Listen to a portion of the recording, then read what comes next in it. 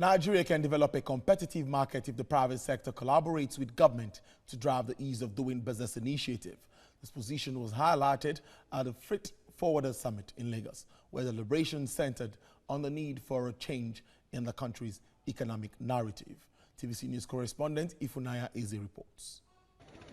Nigeria's trading environment has continued to witness steady growth owing to a growing population of more than 200 million people. The lack of a corresponding growth in the national infrastructure is, however, eroding expected economic development. This is the focus of deliberations at this summit convened by the Africa Association of Professional Freight Forwarders.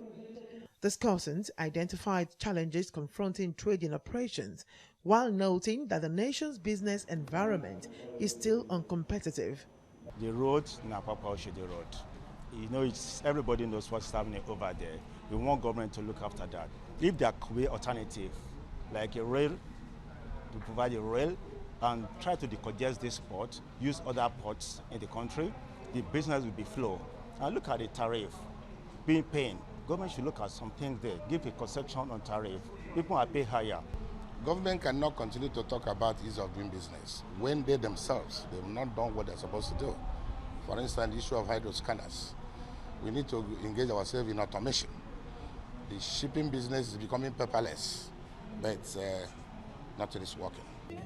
In order to attain expected business growth, private sector operators have been tasked to take the lead by driving the ease of doing business template. Private sector, being the main beneficiary of this, have to come together and tell government, one, what they want, and two, what they are ready to do to contribute to what government is doing.